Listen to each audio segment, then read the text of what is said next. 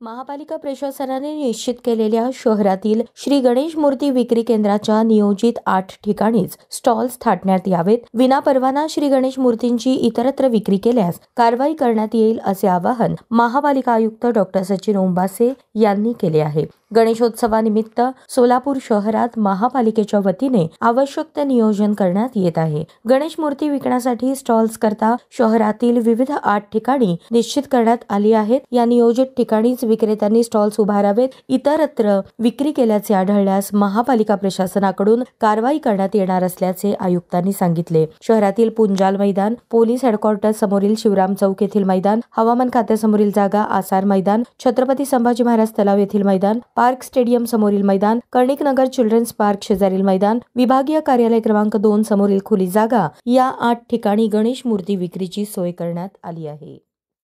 मध्ये सर्व मंडळांबरोबर आम्ही बैठक घेतली. त्याच्यामध्ये मूर्तिकारांचं सुद्धा प्लास्टर ऑफ पॅरिससाठी आपले जे MPCBने जे गाईडलाईन दिल्या होत्या त्याच्यामध्ये त्या जी प्लास्टर ऑफ पॅरिसची मूर्ती त्याच्यामध्ये लाल ठळक ठिपका लावावा, ज्याच्यामुळं ते आयडेंटिफाय कुठली प्लास्टर ऑफ पॅरिस आहे. सर्वांना आम्ही आवाहन केले की नोंदणी करावी. विक्रीसाठी आम्ही 8 जागा आयडेंटिफाय करून दिल्या आणि सर्वांना आम्ही आवाहन करतोय की बरेचसे जे कोणते 8 जागा आमचे प्रेस नोट आम्ही दिलेली आहे. त्या प्रेस नोटमध्ये डिटेल्स आम्ही शेअर केलेले आहे. त्याचबरोबर इतर समजा आपण शहरात कोणत्या ठिकाणी करायचं असेल तर आमच्याकडे जे काही झोनल कार्यालय असेल किंवा आमचं लँड ऑफिस आहे त्यांच्याकडून परमिशन घेऊनच विक्री करावी.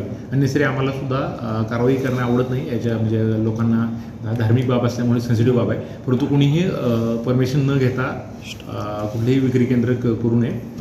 तर आमच्याकडे जे झोनल कार्यालय असेल किंवा आमचं मुख्य कार्यालय आहे यामुळे लोकांशी परवानगी घेऊनच विक्रीचं स्टॉल लावावा. जसं आपण सूचना दिली की रस्त्यावर खड्डे पडलेले आहेत, तर मागच्या आठवड्यात झोनल अधिकारी आणि आमचे जे काही डिफेक्ट लायबल मुख्य रस्तेचं कार्यालय साधारणतः पुढच्या 3 ते 4 दिवसामध्ये ते खड्डे वेट प्रीमिक्स असेल जे पावसामध्ये सुद्धा, कारण पुढच्या 2-4 दिवसात सुद्धा पावसाचा अंदाज आहे. कारण ते आपल्याला जर उघडीप लागते आणि उघडीप येऊन आपल्याला जर टिपिकल आपण नेहमीच्या पद्धतीने जर रस्ता हे करतो, खड्डे बुजवतो, त्यासाठी रस्ता कोरडा लागतो. परंतु पुढच्या 3-4 दिवसात सुद्धा आम्हाला अजून पावसाची शक्यता आहे. त्यामुळं जसं आमचं प्लॅनिंग केलं की जे वेट कोल्ड प्रीमिक्स जे असतं त्याचा वापर करूनच आणि त्याला रोलिंग करून ते दुरुस्ती करण्याचं नियोजन केलेलं आहे. आणि आपलं जे मला वाटतं बुधवारी आपलं हे आहे गणेश चतुर्थी आहे, त्याच्या अगोदरच म्हणजे दोन्ही जे मुख्य रस्ते आणि जे झेडूंकडचे रस्ते आहेत दुरुस्ती करण्याची सूचना त्यांना दिलेली आहे.